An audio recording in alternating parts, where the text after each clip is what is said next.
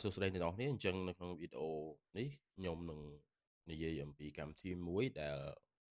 វាជាកម្មវិធីដែលជួយសម្រួលការងាររបស់ខ្ញុំឬក៏វាជាកម្មវិធីមួយដែលខ្ញុំតែងតែប្រើវាជាប្រចាំថ្ងៃមកដែលខ្ញុំប្រើពីរគឺខ្ញុំប្រើកម្មវិធីឈ្មោះថា Notion ហើយក្នុងកម្មវិធី Notion ហ្នឹងគឺវាមាន family របស់វាមានដូចជាកម្មវិធី Notion Calendar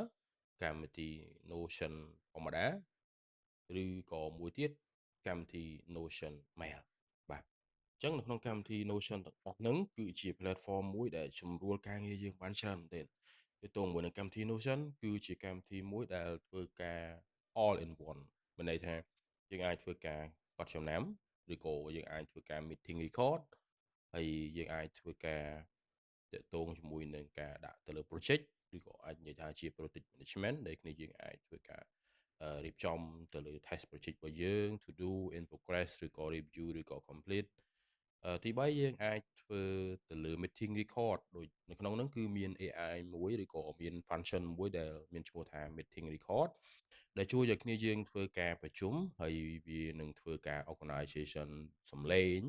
ហើយនឹងវា summarize ចេញទៅជាអក្សរឲ្យយើងនៅពេលដែលយើងប្រជុំរួចអញ្ចឹងវាជួយសម្រួលយើងបានច្រើនទេនៅក្នុងការប្រជុំជាមួយនឹង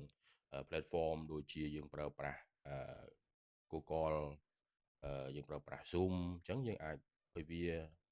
organization សំឡេងនឹងឲ្យយើងពេលដែលយើងប្រជុំចប់ហើយយើងអាចធ្វើការ tracking ទៅលើ financial យើងអាចធ្វើការ tracking ទៅលើ timeline នៃ project របស់យើងបានតើ project របស់យើងធ្វើពីថ្ងៃណាដល់ថ្ងៃណាបាទហើយចុងបញ្ចប់យើងអាចធ្វើការ share ទៅលើ file ឬក៏ link ដែលយើងបាន research ឬក៏ project test ហ្នឹងទៅកាន់ដៃគូឬក៏អ្នកជុំវិញខ្លួនរបស់យើងបាននេះដែរហើយនៅក្នុងហ្នឹងគឺមានកម្មវិធី2ដែលអ្នកនរគ្នាអាច download យកមកប្រើបានជា family របស់ Notion ដែលយើងមានជា Notion Mail ដែល Notion Mail ហ្នឹងគឺយើងប្រើសម្រាប់អឺដាក់ទៅលើ email ដែលយើងអាចធ្វើការ send receive mail បានហើយ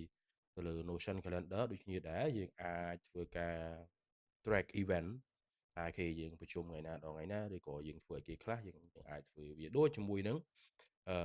calendar របស់ Apple ឬក៏ calendar របស់ Google ដូចគ្នាដែរបាទអញ្ចឹង3កម្មវិធីនេះគឺជាកម្មវិធីដែលខ្ញុំតែងតែប្រើហ្មងគឺវា helpful មែនទែនសម្រាប់